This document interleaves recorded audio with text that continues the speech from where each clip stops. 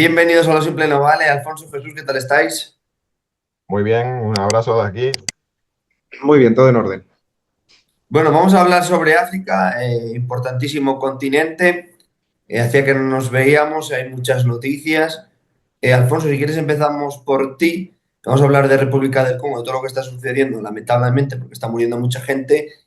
Cuéntanos en este momento qué es lo que es la guerra que está allí ocurriendo.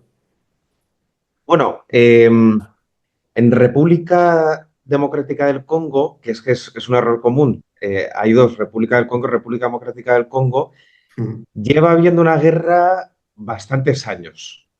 Eh, eh, Podemos empezar a tirar y esto es como la cuestión entre palestinos e israelíes, ¿no? No sabes muy bien dónde empezar a contar. Si en la primera guerra del Congo, si en la segunda guerra del Congo, si en la primera ofensiva del M23, si en la segunda, si en el colonialismo, si en la muerte de Lumumba, pero bueno, acotando.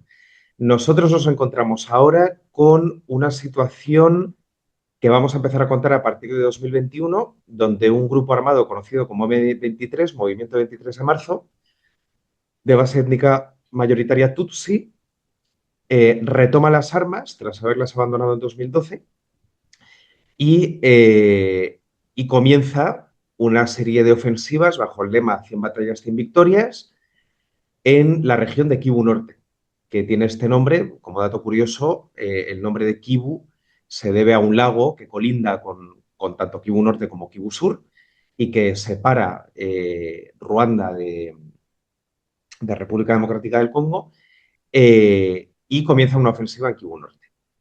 Esta ofensiva llevaba ocurriendo, repito, desde 2021. No es una ofensiva que haya aparecido en medios de comunicación, no es una ofensiva que haya tenido ningún impacto hasta ahora, que se ha gestionado, podemos decir, con cierta sorpresa, pero que no debería. ¿Por qué? Cuando uno coge el mapa de Goma, que es la ciudad que ha causado este impacto, la capital de Kivu Norte, conquistada la semana pasada, ayer una semana por el M23, ayer antes de ayer, eh, cuando uno toma el mapa, verá que está Goma, y que al oeste de Goma hay una localidad no muy lejana que se llama Sake. Y saliendo de Sake sigues la carretera y como a 4 kilómetros de Sake hay una localidad que se llama Kiroche. Y a 1 kilómetro de Kiroche está Sasa. Vale. Y en Goma mismo, a las afueras, hay un volcán que se llama Nyiragongo, que es un volcán activo, el más grande de África, un gigante que domina toda la ciudad.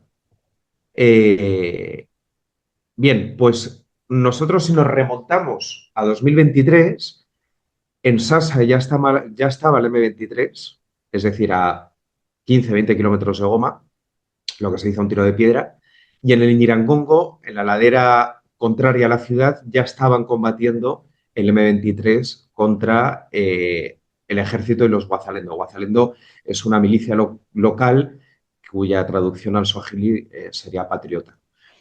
Entonces, no es algo nuevo. O sea, nosotros lo vemos como algo nuevo y sí que es nueva la toma de Goma, evidentemente, aunque no es tan nueva porque Goma ya ha sido tomada en ocasiones anteriores, tanto como por el M23 en 2012, acción que llevó a ese alto el fuego que duró casi 10 años, como por otros grupos, otros ejércitos en guerras anteriores. Goma es una ciudad que ha sido tomada continuamente.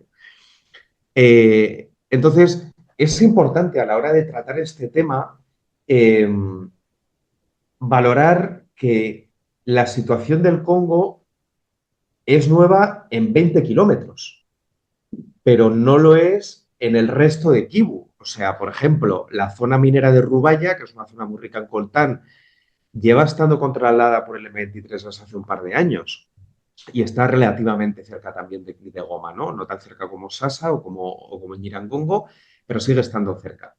Entonces, bueno, ¿qué es lo que ha pasado? Un escalón más en ese conflicto, visto por alguien que le dedica tiempo y que ha estado fijándose, ya sea un profesional o incluso una persona meramente interesada. Ha sido un paso más bastante importante, por supuesto, pero es importante entender esto, ¿no? Que no es algo que haya ocurrido de la nada, es algo que lleva ocurriendo años y a una distancia muy escasa de Goma. O sea, con esto termino para hacer esta previa. Saque, que es esta localidad que digo que está más o menos 6 kilómetros de Goma al oeste, ya ha tenido, o sea, en 2023 ya había bombardeos sobre Saque. Ya había ocasiones de pánico donde los desplazados que vivían en Saque se refugiaban temporalmente en Goma creyendo que el M23 iba a tomar en ese momento Saque, luego volvían a ir, luego tal. Ese péndulo que son los desplazados en el Congo, ¿no? Pero no es nada nuevo. Ahora bien, la toma de Goma es un escalón importante, no lo vamos a negar. Jesús. Bueno, pues yo me voy a ir a la general, porque es que aquí Alfonso me ha mencionado algo muy interesante, y es lo que yo siempre digo, lo de no pasa nada, nunca pasa hasta que pasa, en el sentido de que los medios de comunicación ignoran determinados conflictos. Y estoy pensando, por ejemplo, en el caso de Siria, que yo no estaba prestando la atención, igual que no estaba prestando una atención muy concreta a la República Democrática del Congo, pero sí me salía pues, en mi feed de noticias de que sigo yo a expertos y demás, M23 Congo, y de la misma forma que me salía Idlib, ¿no?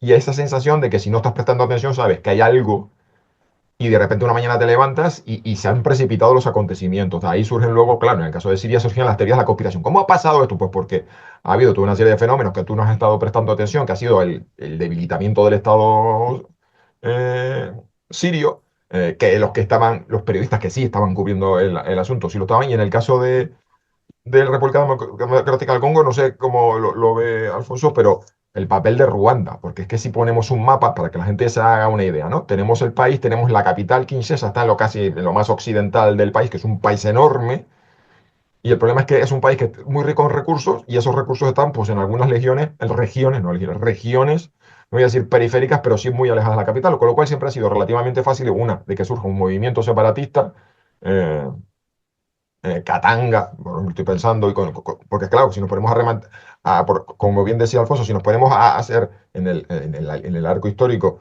de la independencia del país, ¿cuándo empiezan los verdaderos problemas de separatismo y de fuerzas centrípetas? Pues desde que el país es independiente. Y ahí teníamos la lógica de la vieja Guerra Fría, ¿no? Y la participación de mercenarios, de Naciones Unidas, por cierto, elemento que volvemos a encontrar. Pero es que ahora precisamente después de la caída del muro de Berlín y que África se convierte en un territorio secundario, porque ya para las grandes potencias no les interesaba invertirse, no tenían que estar apoyando gobiernos de un otro sentido en el tablero geopolítico, y entonces los actores relevantes son los propios internos africanos. Es decir, el estado de lo que se llegó a llamar Zaire colapsa, por, porque ya deja de tener sentido y te deja de tener valor que desde fuera que se le apoye en la lógica del tablero de juego de la Guerra Fría, y entonces ahí entran los actores locales. Y es una guerra, es una serie de guerras en las que encontramos fuerzas de Angola, fuerzas de Zimbabue, encontramos fuerzas de Ruanda, y claro, si ponemos el mapa de por qué está sucediendo esto, pues porque el control del Estado es débil en un país tan enorme y tenemos fuerzas externas. Y en el caso de Ruanda, tenemos un gobierno que ha jugado, es un gobierno que llega al poder también después de una guerra civil y que ha jugado a utilizar la influencia y su propia herramienta militar como una herramienta de la política exterior. O sea, tenemos tropas ruandesas en Cabo Delgado, en Mozambique, y tenemos a un país que es pequeño, pero que está jugando al juego de la geopolítica. Eh, y eso hace bueno, que comparado también con la vieja Guerra Fría y sobre todo con los conflictos de los 90, que por cierto aprovecho yo aquí para hacer, siempre es una editorial británica de historia militar que se llama Elion Books y que siempre tiene unos libros estupendos sobre la historia militar de los conflictos, porque yo lo leí y me sorprendió mucho la presencia de todos estos países que he mencionado y la presencia de Víctor Bout, el mercenario de la muerte, perdón, el comerciante de la muerte ruso, que traían aviones de transporte Ilyushin 76, material de un montón de sitios. Eran guerras, pues, en las que se combatía con los arsenales sobrantes de la Guerra Fría, y donde uno sí visualizaba en su cabeza los combatientes, pues salía un tipo con un uniforme que no era de su talla y un casco de metal viejo. Y eso ha cambiado el panorama por completo. Y eso yo creo que me acuerdo que además abrí un día un hilo en X/Twitter sobre ya la llegada de material procedente de Israel, Emiratos Árabes Unidos, por cierto, país que sé que a Alfonso le tiene, que sabes que cuando hablamos de material militar mira, tío, ¿qué coño hacen material militar Emiratos Árabes Unidos, pues sí, empieza uno a ver la presencia de blindados a prueba de minas emiratíes y de fusiles de asalto Tabor y es como han dado un salto cualitativo porque evidentemente hay recursos, o sea, aunque visualicemos un señor de la guerra, ya estamos hablando de aquí están llegando materiales. Entonces es una guerra que tiene, por supuesto, el componente de violencia y de muerte, pero que ya no podemos pensar que es una guerra en el patio trasero de África, ¿no? Esto es el puro corazón de África, donde hay un juego geopolítico, donde tenemos a un país, Ruanda, que está jugando a apoyar fuerzas centrífugas en un gigante. Luego pasan cosas como que Ruanda, que no es productor de algunos recursos estratégicos en las estadísticas internacionales de grandes exportadores, lo encontramos porque se ha convertido en la puerta de salida de esos recursos y el interés de Ruanda de colocar pues, a una fuerza. Yo no sé cuál es el objetivo último, si es realmente romper Congo o si realmente piensan que van a ser capaces de que haya un colapso como pasó en su momento con el gobierno de Mobutu Sese Seko y la llegada de los rebeldes de la parte más oriental del país con Kabila a la cabeza y entrando y clavando la bandera en Kinshasa. Y madre mía, menos mal que no tenía nada que decir, pero es que eh, esos juegos sí, yo me he ido a la general por eso, de repasar entonces de nos levantamos por la mañana siempre y parece como que han pasado cosas en el mundo sorprendentes y no, es el proceso, es el resultado de un proceso que los medios de comunicaciones ignoran y en el caso, y vuelvo a comparar el caso de Siria porque recuerdo las teorías de la conspiración, ¿no? Aquí no, a ver, lo que ha pasado es que no te has enterado de lo que ha estado sucediendo durante el último año y entonces necesitas una explicación, un Deus ex machina de por qué esto ha colapsado rápidamente. En el caso de Congo, me parece que es uno de los países más grandes de África y del mundo. Si uno mira que la orden internacional hace poco sacó, el orden mundial, perdón, siempre lo confundo, el orden mundial sacó una infografía de los 25 países más grandes del mundo y siempre yo insisto, ahí están un montón de países africanos. Eh, y aparecía la República Democrática del Congo. Y eso explica también pues, la debilidad del Estado congoleño para controlar sus regiones periféricas. Y ahí el juego de Ruanda, que a mí se me escapa un poco por cagarme y a cómo juega, cómo puede jugar, lo que se me escapa como un país tan pequeño puede jugar a ser un actor tan relevante en un continente tan importante. Y bueno, corto aquí porque intenté hacer un resumen final de mi exposición y corro el peligro de expandirme por las ramas. Alfonso, ¿quieres añadir algo más de lo que está diciendo Jesús? Pues sí, Jesús sacaba bastantes cosas a colación muy interesantes. Es verdad que lo de Ruanda es llamativo. O sea, es un país literalmente 100 veces más pequeño que el Congo. O sea, el Congo son 2, algo millones de kilómetros cuadrados y Ruanda no llega a los 30.000. Eh, y sin embargo es un país capaz de derrotar al ejército congoleño, que tampoco es que sea aquí el ejército de Estados Unidos, pero bueno, es llamativo, ¿no? Y claro, las distancias son importantes. Para llegar de Kinshasa, la capital, a Goma, tienes que cruzar todo el país. Que hacerlo por tierra es virtualmente imposible. O sea, lo puedes hacer, pero tardas semanas. Entonces, bueno, ahora han dicho los M23 que va a haber un alto el fuego.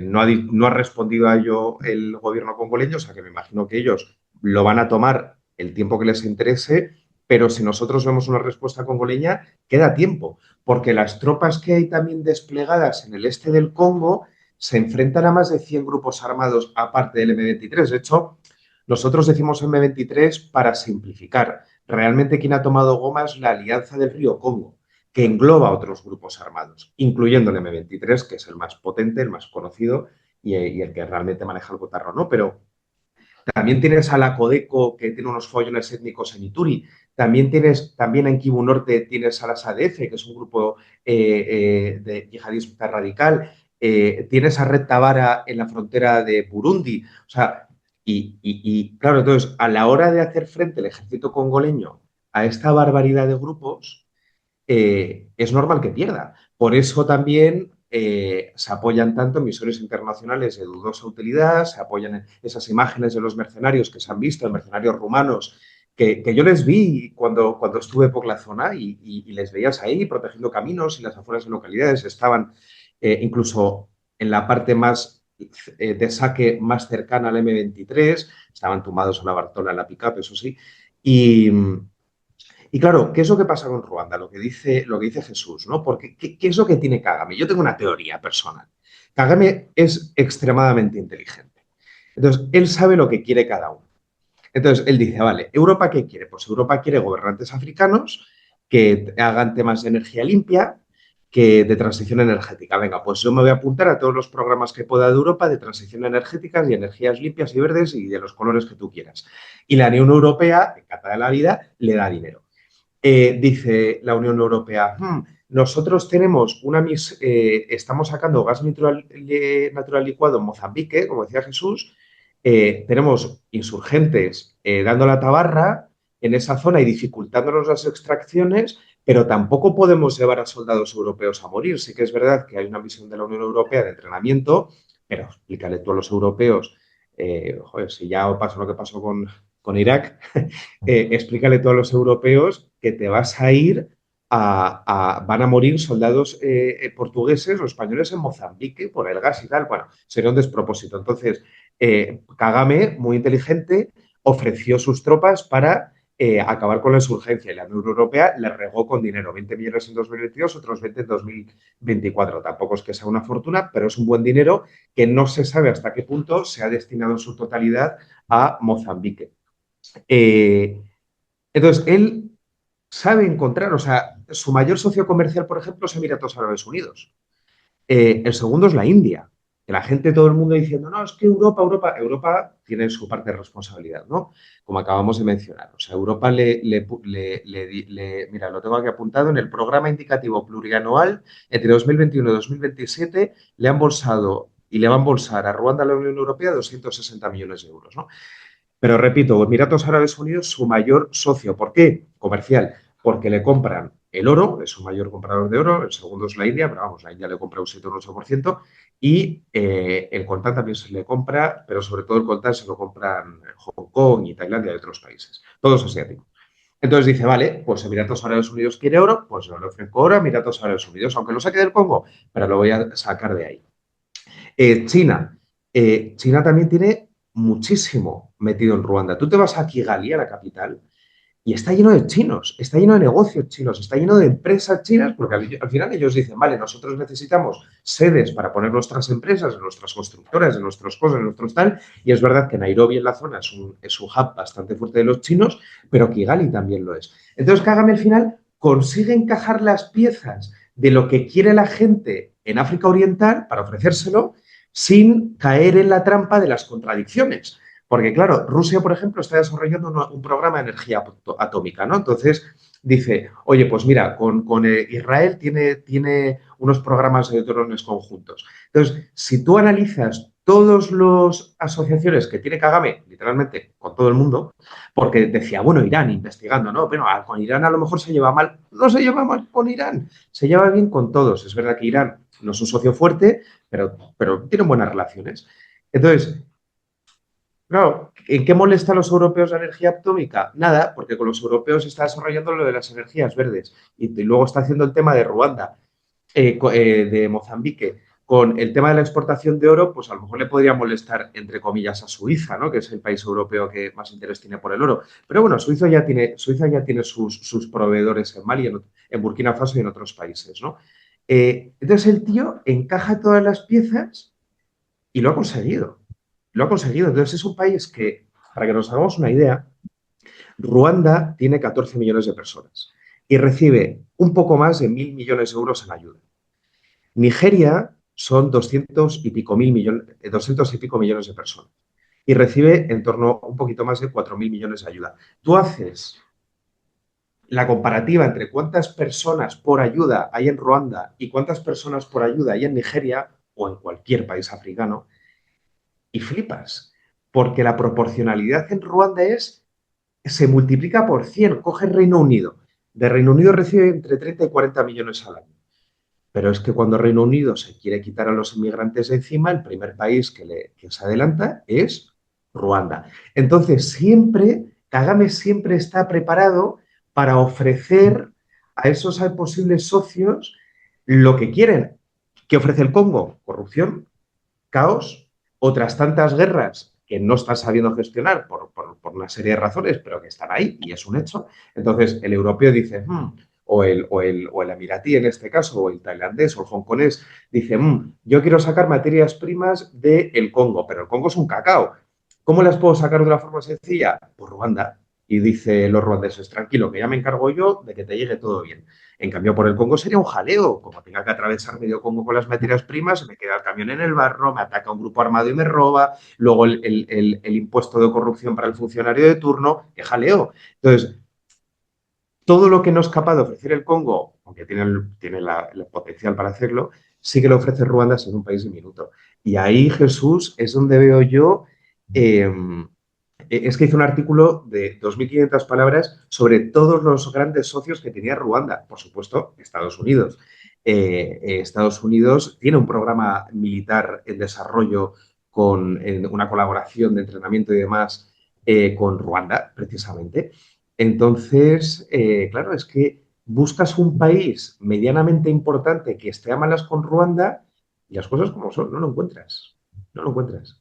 Bueno, qué interesante, porque a veces, como yo te digo, que vengo aquí a no solamente a hablar, sino a aprender y ha resuelto bastante dudas. Una más, pero me has hecho recordar una cosa. En una época que yo leía las revistas, bueno, consumía muchas revistas en papel, ahora ya más en digital. Me acuerdo de esos anuncios, bueno, lo digo porque la cosa que tienen las revistas The Economist, Time y todas estas es que viene publicidad, ¿no? Y siempre te encontraba el típico public reportaje de venga a invertir a nuestro país y ahí te podías encontrar Singapur o turismo de Corea del Sur o yo qué sé, el que sea, ¿no? Y me acuerdo que siempre salían los típicos reportajes de Ruanda, un país que después de las cicatrices dolorosas del genocidio se ha reinventado como un país, primero, muy bonito, o sea, el país de las mil colinas ahí, con una capital preciosa, donde las mujeres han dado un paso adelante, evidentemente han muerto un montón de hombres en la guerra, y entonces, como tú dices, saben, supieron eh, ¿cómo diríamos? Contarle o darle la narrativa al que tenían delante, o sea, darle la narrativa que quería escuchar al que tenían delante, porque es que yo recuerdo a Ruanda, que ahora lo pensamos, bueno, un país autoritario que está metido en un montón de historias de guerra, pero siempre se le puso como un ejemplo donde, mira, las mujeres tenían una alta participación en la vida política, como medio ambiente, madre mía, los programas de reciclaje y de cuidado es decir, es un país que está teniendo un proceso de desarrollo con cifras como tienen algunos africanos, me acuerdo, Angola o Botswana, con cifras chinas, pero que no habían caído en la trampa de la contaminación, sino como tú vas contando, y claro, pues ahora empiezo a entender, ¿no? De que han sabido hacer un encaje de bolillos de, de- de alianzas en las que no hay una contradicción, que no es lo que ha pasado el otro día cuando ya apareció el secretario de Estado Rubio en Panamá y les dijo, o los chinos o nosotros, pero no puede ser que el canal de Panamá esté en otra cosa, que es decir, han sabido hacer ese equilibrio que es interesante. Y ya, aparte, no voy a resumir lo que ha contado Alfonso magistralmente, porque estoy diciendo en voz alta lo mucho que he aprendido. Hay una cosa muy curiosa porque es que yo me había encontrado el papel de los mercenarios rumanos. O sea, me fue una cosa que a mí yo dije, ¿cómo? ¿Rumanos? Pero si no es una potencia militar ni dos, tienen unas fuerzas armadas con un personal que se haya. Bueno, al final los intereses, como lo digo, o estas cosas suceden porque hay una empresa, porque hay alguien y se forma una cadena, la típica, ¿cómo se llama esto? Lo de. La red de viejos amigos, la Old Boys Network, en el que alguien dice, oye, mira, búscame a 20 tíos y entonces, pues en una unidad de fuerzas de operaciones especiales siempre hay una red de veteranos y demás. Y la historia pasa que es que uno de los que estuvo allí apareció en toda una trama pseudo-golpista que hubo en Rumanía. Bueno, me refiero que hubo una anulación de unas elecciones y se suponía que había sido por una cuestión de injerencia externa y entonces hubo un sector de la ultraderecha rumana que dijo, ¿cómo? ¿Han anulado las elecciones? Vamos para la capital. Y se montó una caravana donde había veteranos de esos grupos, es decir, entre esos mercenarios que habían estado en República Democrática del Congo, y fue la primera vez que les puse cara y nombre y me sorprendió mucho, porque no es una cosa que se esconda, no se trata de, no, no, pues es una empresa rumana, pero los periodistas que han intentado investigar siempre les han dicho no, no, fuera de aquí. No, no, no, salieron en la televisión de Rumanía diciendo, por supuesto, estamos aquí proporcionando, garantizando la paz y con nombre y apellidos. Y yo que estaba leyendo sobre las injerencias externas en Rumanía me encontré nombres y apellidos y demás. Y fue ya como que me explotó bastante la cabeza. Y luego está el papel de los fuerzas de paz sudafricanas. Que es decir, que esto ya simplemente es anecdótico, el debate que ha habido en en Sudáfrica, de ser un país que tuvo unas fuerzas armadas que en la vieja Guerra Fría combatió en Angola y en Namibia, y esa sensación de que la calidad y la operatividad de las fuerzas armadas se ha degradado, y siempre se ha puesto como ejemplo el mal papel que han hecho eh, en su momento de verse en medio de un conflicto en el que tuvieron que rendirse o que fueron masacrados, y ahora hace poco veíamos en un parapeto a un soldado de Sudáfrica con una bandera blanca, que yo no sé si estaban intentando significar que somos neutrales, a nosotros no nos maten, o es directamente nos rendimos, por favor no disparéis. Con lo cual tenemos ahí un pobrísimo papel, es decir, que dentro de este panorama de guerras posmodernas, donde lo que tenemos son actores supraestatales, o sea, organizaciones internacionales y actores subestatales pululando en torno a un Estado, pues resulta que, por un lado, las fuerzas de paz se han demostrado inútiles, y por otro lado, hemos visto el rendimiento, el rendición en masa, no el rendimiento, la rendición en masa de los mercenarios rumanos que han terminado volviendo a su país desde Ruanda. Chicos, no sé si queréis añadir alguna cosa más de República Democrática del Congo, si no pasamos a hablar también de otros temas. A ver, es que las cosas como son, del Congo podemos hablar hasta mañana. Habrá que cortar en algún momento. Sí. ¿Por dónde queréis seguir? ¿Por el Sahel, Jesús? Vale, yo creo que, mira, aquí ahora sí que voy a aprovechar, no tengo el roll-up, pero sí voy a aprovechar para contar que es que las últimas cosas que hemos contado no sin Sahel y que son el reflejo de lo que ha sucedido. En primer lugar, tenemos la retirada de las tropas francesas cuando los países de la Alianza de Estados del Sahel, Mali, Níger y Burkina Faso, cada uno van rompiendo los acuerdos de cooperación militar con Francia, y se forma, vamos a decir, en el mapa ese agujero. Yo no voy a decir que no es porque sea irrelevante, sino porque dentro del dispositivo militar francés se queda ese hueco y se genera eh, es decir, ese vacío. Pues todo el mundo cruza los dedos en Europa y dice, bueno, no pasa nada porque Francia, ¿sabes? De Europa decimos, no pasa nada porque Francia mantiene una excelente relación con Senegal y mantiene una excelente relación con Chad. Que sí, que no son el meollo de la triple frontera del Sahel, pero eso nos va a permitir todavía, pues, bueno, pues, sorpresa, sorpresa, desde el Chad dijeron, vamos a renegociar la presencia de las fuerzas militares francesas, porque entre otras cosas nosotros estamos combatiendo a los yihadistas en la orilla del lago Chad, y hay una cosa que es que a nosotros no nos sirve de nada tener aquí a unas tropas francesas, es decir, yo como líder estoy pagando el precio político de que haya una potencia, la antigua potencia colonial esté aquí, sirvamos de plataforma para defender sus intereses en el Sahel, pero a mí esto no me está repercutiendo positivamente en nada. Ha habido masacres de mis soldados chadianos a manos de los yihadistas, y entonces, señores franceses, váyanse porque es que me están ustedes generando pues, un coste político en un momento de cambio histórico aquí en el Sahel, y además no me estáis aportando nada. E inmediatamente, como yo creo con menos de 24 horas de diferencia, desde Senegal dijeron, oye, pues ¿sabes lo que te digo?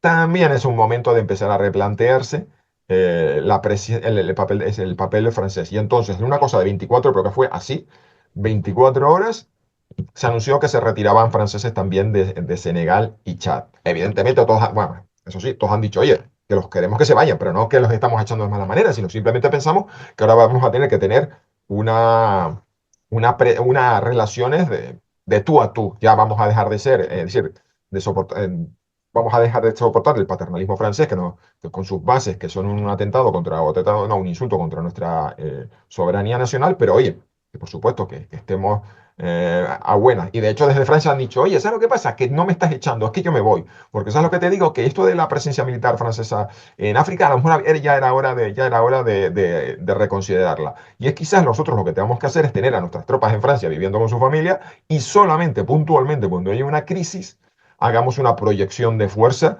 Y es más, lo que te estoy diciendo es que yo creo que incluso lo que deberíamos hacer es una labor preventiva, es decir, tenemos que dejar de tener tropas ahí para reaccionar a la crisis, y quizás debamos tener programas de entrenamiento bilateral que refuercen las capacidades locales. Yo digo que ha sido el discurso francés que ha sido, no me echáis, yo me voy, eh, justo en un momento y cuando ya esto es terriblemente simbólico, porque hemos visto, pues no, a los franceses arriando la bandera, y eso es estéticamente muy potente, que esté sonando la marsellesa mientras se arría la bandera y todo el mundo ahí se pliega y se ve el avión, los soldados pues ya ahí con el petate recogiendo que se van para su casa. Pues justo eso está sucediendo en un momento en el que los rusos están reforzando su presencia en el Sahel. más allá de cómo esté la guerra de Ucrania convertida en una picadora de carne, más allá de que a ellos les ha pasado lo contrario, les ha pasado parecido con los franceses directamente, que los han echado de Siria, pues entonces ellos han dicho, mira, también, no me eches, que yo me voy, que voy a reorganizar mi presencia militar en lo que es el mundo MENA, Oriente Medio y Norte de África. Y entonces lo que hemos visto ha sido un trasvase de fuerzas rusas desde desde Siria a Libia.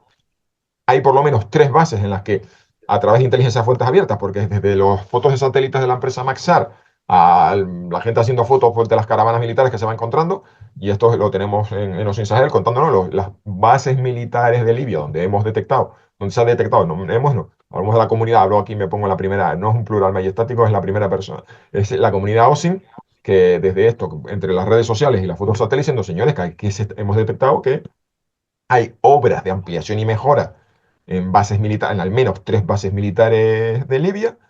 Una de ellas, además, justo en la triple frontera, Libia, Chad, Sudán. Y encima ha entrado una caravana con 100 vehículos militares que incluye carros de combate, blindados, me refiero, carros de combate T-72, blindados de tropas BTR-82A, toda clase de material, camiones y demás, de origen ruso en Bamako. La cuestión es, ¿se trata de personal ruso, que eso es un grupo táctico de batalla ruso, o esto es simplemente que los rusos han llevado el material y han dicho, mira, aquí te dejo las llaves, tú pagas y refuerza tus capacidades? Porque la pregunta es, ¿para qué quiere Mali carros de combate? Porque por correr por las sabanas del Sahel con un carro de combate no llegas muy lejos. Y eso puede ser fundamentalmente para proteger al régimen, teniendo en cuenta que ya hubo un ataque de terroristas yihadistas en la capital. Entonces, este es el panorama en el que se está reconfigurando salida de Francia, desplazamiento de fuerzas de Siria, de fuerzas rusas de Siria a Libia, porque en alguna parte los aviones cargados de material tenían que hacer una escala, y tercero, la llegada de material militar de una bastante entidad, porque la verdad que los países del Sahel, que están entre los más pobres del mundo, pues siempre el material que han usado pues han sido siempre blindados ligeros, todoterrenos y blindados, no carros de combate. Es decir, el material no es para guerras convencionales de alta intensidad como la de Ucrania, sino para conflictos operaciones contra insurgencia. Y esto ha sido pues, como un salto cualitativo del ejército de Mali. Y esto ha sido, bueno, y ahora, y yo creo que del Sahel lo que nos queda son las últimas novedades en Sudán, pero ya digo, la vida no da para todo, y mientras el Congo lo tengo en el radar muy fuera, muy lejos, el cambio de equilibrio de fuerzas en Sudán creo que lo tendremos que dejar para otro momento, o a lo mejor Alfonso resulta que lo tiene mucho más empollado que yo. No Alfonso, lo sé. ¿quieres añadir algo más del Sahel? No sé si quieres hablar de Sudán, como dice Jesús. Bueno, en Sudán, tengo apuntada en la agenda estudiar mañana, precisamente. Sí que sabemos que está a puntito de recuperar Jartum el ejército regular y que en general en la mayoría de los frentes las RSF están perdiendo terreno. O sea, que eso es algo a señalar, lo que digo, mañana lo estudio bien. Pero sí, sobre el Sahel yo creo que hay cosas que comentar, ¿no? Porque efectivamente la partida de Francia es un tema que yo creo que no somos conscientes, y me incluyo del impacto histórico que tiene, porque, o sea, la Compañía du Senegal se hizo en el siglo XVII. Estamos hablando de casi, soy muy malo con los números, casi 4 siglos de presencia ininterrumpida de militares franceses en África Occidental. Bueno, o en Senegal más concretamente. 4 siglos que han terminado este año. Entonces, yo creo que es importante, porque ya no estamos hablando de un cambio de orden mundial con respecto a lo que había hace 50 o 100 años, es que estamos hablando de cambios de los últimos 4 siglos, ¿no? Desde la Ilustración hasta hoy. Y eso es importante, ¿no? Es verdad que las salidas de los diferentes países han sido variadas, ¿no? No es lo mismo los 3 países de la Alianza de Estados del Sahel, Mali, Burkina Faso y Níger, que les han echado a patadas, con Chad, que les han pegado un pequeño puntapié, pero con un poquito más de educación, que Senegal, que también les han echado con un puntapié, pero ya se veía venir porque parte de la política del PASTEF que ellos vendían al pueblo senegalés para ser elegidos en las elecciones era echar a las tropas internacionales, y aquí subrayo el internacionales porque, como sabrá Jesús, en Dakar está el destacamento Marfil. Y yo, no sé si tú sabes algo, Jesús, pero yo escribí al Ministerio de Exteriores preguntando, porque el anuncio de Sonko fue echar a todas, o sea, primero dijo francesas y luego dijo tropas internacionales, incluyendo estadounidenses y me imagino que españolas. Y yo pregunté al Ministerio de Exteriores y ellos, como siempre, han sido muy transparentes con los periodistas y nunca tienen ningún problema en dar información, pues dijeron que no podía contestarme esa pregunta y que no lo sabían, lo cual me preocupa un poco porque si el Ministerio de Defensa no sabe qué va a pasar con sus propios soldados en Senegal, pues no sé quién lo va a saber. Pero bueno, entonces, efectivamente, ahí también hay tropas españolas que en algún momento, quizá dentro de 10 años, se desclasifiquen los documentos súper secretos que nos digan que los 10 soldados que había en Senegal se fueron. ¿Qué dices, No, Jesús? no, me río primero porque la verdad que no lo sé, porque yo lo primero que pensé, digo, sí, ahí estaba el destacamento Marfil, que supuestamente era para apoyar al despliegue europeo, pero ¿sabes lo que pasa? Primero, los de Senegal dijeron, oye, ¿nos formáis a nuestras fuerzas de operaciones especiales de la Fuerza Aérea? O sea, del Tierra, Mar y Aire suele tener cada uno, más o menos, una unidad de operaciones especiales. Pues en el caso del aire, el de la Fuerza Aérea de Senegal, hubo como un hermanamiento, sí, un emparejamiento diciendo, vale, los españoles dicen, venga, vale, nos encargamos nosotros. Y entonces lo que era el escuadrón de zapadores paracaidistas estaba formando. Entonces yo no creo que sea tanto, ahora cómo lo explico, que los españoles siempre han jugado una carta de, sí, sí, yo veo que tú has echado a los franceses, pero yo estoy aquí a otra cosa. Yo no estoy aquí para practicar el neocolonialismo, yo estoy aquí para practicar la hermandad hispanoafricana y de paso formarte gente. Y si tú ya le pones un poquito más de ahínco a esto de controlar la salida de cayucos, ya incluso, mira, tío, más amigos somos todavía. Entonces yo creo que España juega a eso. Oye, y si dejo de respirar o me pone aquí en una esquina con el ¿Sabes? vaso en la esquina de las fiestas, la mora ni se dan cuenta que estoy aquí. Y además hablas con los militares españoles y te dicen, calla, calla, no hagas ruido, que estamos aquí nosotros y nadie se ha dado cuenta. Y los propios de aquí, de este país, nos han dicho, no digo el caso de Senegal, pero me he encontrado otros casos que te dicen, no, no, si ellos han dicho, no, no, si nos han dicho por lo bajini, no te preocupes, que nosotros con vosotros no tenemos, con ustedes los españoles no tenemos nada. Pues, joder, pues si estás con un discurso ultra virulento antiaccidental, no, hombre. Que esto no es nada personal. Cuando nosotros decimos que los occidentales blancos nos están oprimiendo, los españoles aquí sabemos que estáis a otra cosa. Y es como, bueno, vale, tío, pero es que me pongo un poco nervioso cuando decís eso de que a los blancos los hay que tenemos que echarlos a patadas. Pero sí, me refiero que me he encontrado eso, ¿no? De que decir, los propios españoles te dicen, no, no, si nos dicen por los pasillos que tú no, o sea, Sí, no sí. te preocupes del discurso que estamos aquí súper on fire contra los blancos colonialistas, que nosotros aquí estáis a otra cosa. Y yo creo que ya eso también te lo dicen aquí desde España, ¿no? Oye, nosotros estamos aquí con los dedos cruzados, a ver si se olvidan de que estamos y de paso, porque claro, España está jugando un poco a, sí, venga, te damos ayuda. Yo me imagino que si en que además, eso también es otra cosa que te lo dicen, que la actitud del español medio, entre otras cosas, porque no, ya ni siquiera porque seamos más simpáticos, mejores o más guapos, sino porque no hay detrás un pesado legado colonialista de decir, "Buah, Senegal, un país que me lo conozco yo, porque vamos, es que allí mi abuelo estuvo destinado y mi abuelo de mi abuelo. Es decir, como decía aquel, para ser racista tendría que conocerte y tener elementos de los que despreciar. O sea, es decir, siendo ignorante, o sea, cuando eres ignorante, una forma de no ser racista es ser completamente ignorante, porque es que ni siquiera tienes elementos a los que agarrarte para construir un discurso y una narrativa que desprecia. Es que no, simplemente estás allí y punto.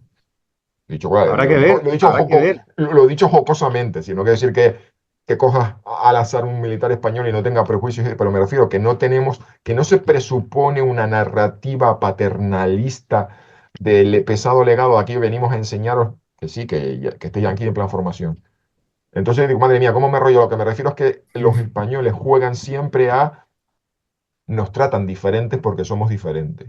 Porque más allá que tú entiendas perfectamente que se está jugando el juego de las pateras y de, por cierto, oye, y Pescanova o los palitos findús, si hay alguna empresa española que firme un contrato por medio, pues también. Es decir, que no, que también España juega a formar a cambio de inyecciones de dinero y de paso intentar introducir los intereses. Pero, madre mía, ¿cómo me arrolló? Solamente para decir, los militares españoles te suelen contar que ellos perciben que se les trata diferente y que juegan un poco al despiste.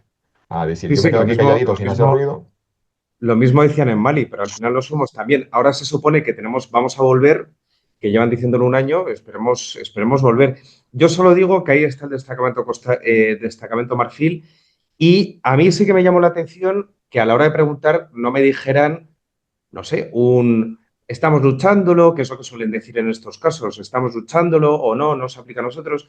No, fueron simplemente, no podemos dar información respecto a eso. Bueno, de todos modos, otra cosa que es importante del Sahel, yo creo, para considerar un poco últimas noticias, es que la Confederación de Estados del Sahel o Alianza de Estados del Sahel, según el logo o según el nombre oficial, porque el logo es AES, pero el nombre es Confederación de Estados del Sahel, que es CES, entonces, bueno, yo estoy un poco perdido, pero se salieron de la CEDEAO. Ya sabía yo que me olvidaba de algo. Tenía que haber hecho apuntado un papel y un bolígrafo todos los temas. Digo, sabía que me olvidaba. Tenía la sensación, gracias, porque digo, tío.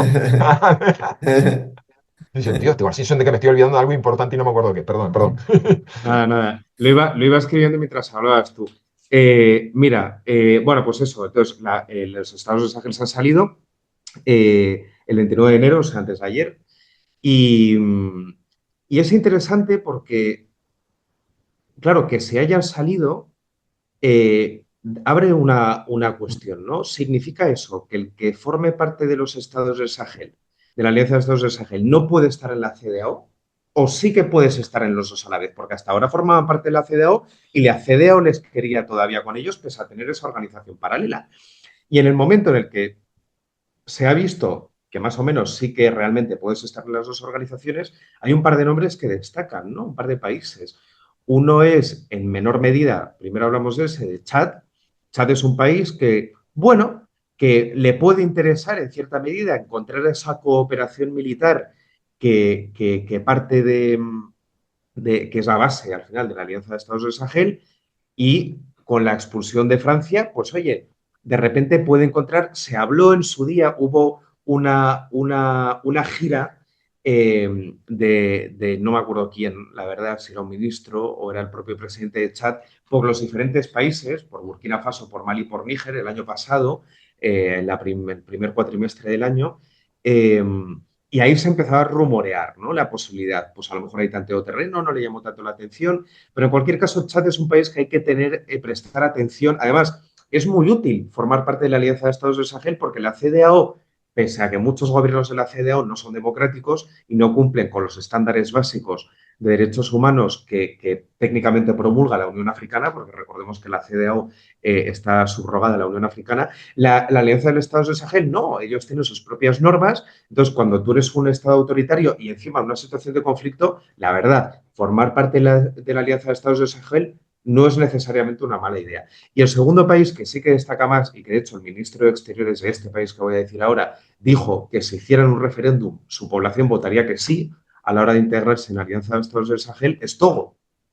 Y yo creo que es interesante, ¿no? Togo también participa en él un gobierno autoritario, tiene bastantes jaleos en la frontera norte con el tema del yihadismo radical y entonces no perdamos de vista la posibilidad, como dice el propio ministro de Exteriores togolés, teniendo en cuenta el contexto de seguridad en el que se encuentran incluso político, y considerando también que Togo ha sido un firme defensor de la Alianza de Estados del Sahel cuando ocurrió el rifirrafe aquel en verano del 23, que si intervenimos, que si no, que si tal, mientras que Benín, que es el país al lado, sigue todavía a palos diplomáticos con Níger, Togo ha sido un país muy amable con Níger. De hecho, facilitó la exportación de petróleo nigerino cuando Benín lo impedía, ¿no?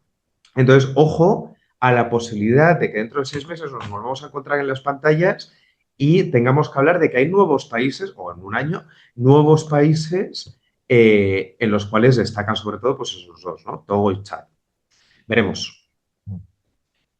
Pues nada, otra vez tratando de visualizar el mapa, yo decía que la Alianza del Estado Sahel generaba y rompía el grupo G5 y dejaba aislado al Chad, dejaba separado, que es yo, para que Europa hubiese tenido y Francia hubiese tenido una estrategia para el Sahel, se lo dificultaba, luego han desaparecido y entonces, como has apuntado, ahora todo lo interés está en el arco de países que va Costa de Marfil, eh, Ghana, Togo y Benin, y es muy curioso porque si uno se pone a ver, o sea, si uno hace la lista visitas de ministros de Asuntos Exteriores, ministros de Defensa, eh, donaciones de material.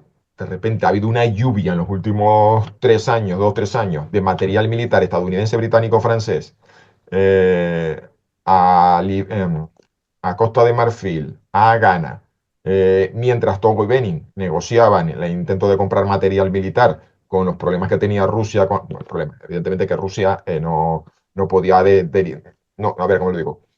Teniendo que dirigir su producción militar a la guerra, solamente reservaba para la exportación material a los socios más privilegiados, es decir, Argelia o Irán. Y entonces, y ahí también estaba el caso de la Unión Europea, que directamente les dijo al país que se dedica a comprarle material a Rusia que le mete una sanción. Y entonces hemos visto también que no solamente ha sido las dificultades de la industria de defensa rusa de hacer honor a los contratos, sino que ha habido presiones para que no se dedican a comprar material militar a Rusia. Con lo cual, como aquí decía Alfonso, dice, vamos, si hiciésemos un fundido en negro y reapareciésemos en los Simple Global dentro de un año, a lo mejor estamos hablando de esto, pero digo, pero lo interesante va a ser el camino, es decir, de que estemos atentos, de si cogiésemos un mapa y vamos poniendo una chincheta roja, visitas de ministros de Asuntos Exteriores de Alemania.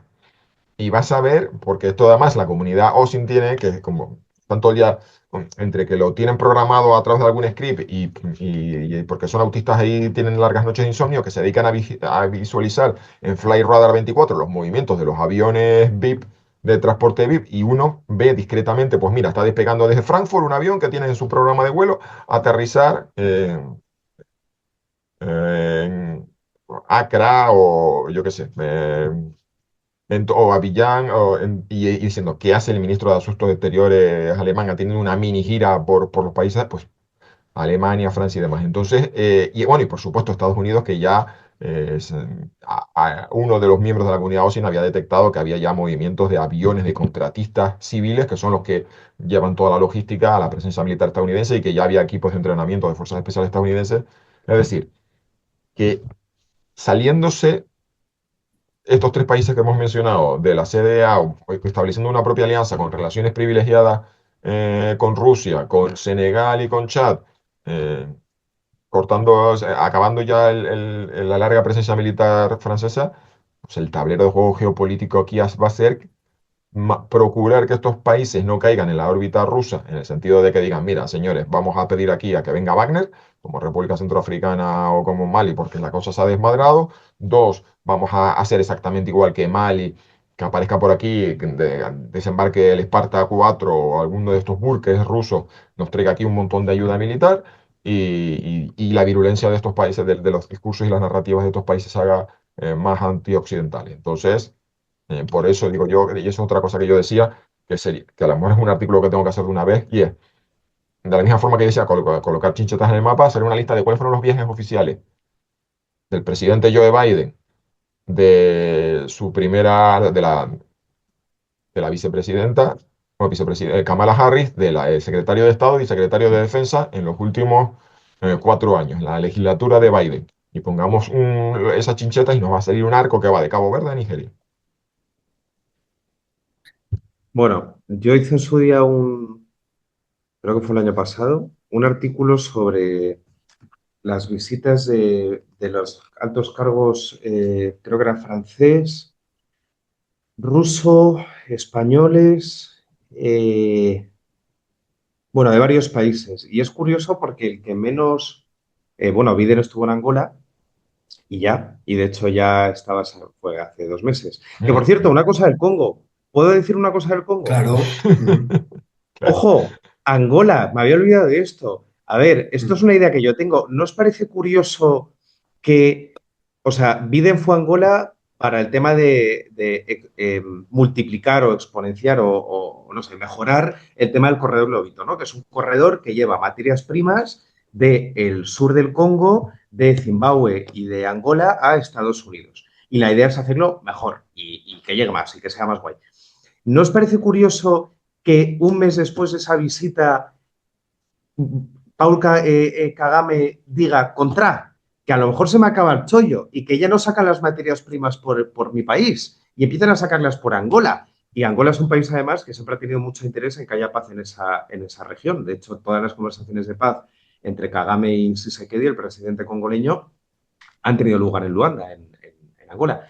Entonces, bueno, me parece un tema interesante entender, viendo los timings, ver que la toma de goma, que realmente podrían haber tomado goma, hablábamos antes de 2023, que son 2 años ya, podrían haber tomado la goma para Navidad del 23 y la han tomado ahora, ¿sabes? Entonces dicen, "Ah, ¿qué motivos han llevado?". Y de repente te acuerdas, obviamente tienes que Trump ahora es presidente y las cosas, y a Trump le da absolutamente igual, pero ojo, que el tema del correo globito yo creo que es un tema que la gente lo está comentando, los que hablamos de África, y es llamativo, cuanto menos. Es Si lo llamativo. escribes, por favor, mándame un mensaje diciendo, Jesús, que ha salido mi artículo con mi teoría del corredor lobito, porque lo voy a leer con mucho, mucho, mucho interés. Interesante. Me voy al Congo en 10 días bueno, menos ya, en una semana me voy a Kenia para hacerme el visado ahí y luego salto al Congo y cuando esté en el Congo lo voy a mirar bien. Ya te diré. Pues chicos, no sé si quieres añadir alguna cosa más. Si no, nos vemos otro día. Y hablaremos de Sudán y hablaremos de a ver qué pasa con, Sí. con esto de la salida de los 3 países de la Alianza Estados Unidos del CDAO, porque es como, ¿cuál va a ser el siguiente movimiento del resto de actores? Pues eso. Pues muchísimas gracias a los dos. Nos vemos otro día y deseando de volver a hablar de África con vosotros. Es un Genial. placer. Muchas Un gracias, saludo muy especial Alberto. a la audiencia. Gracias.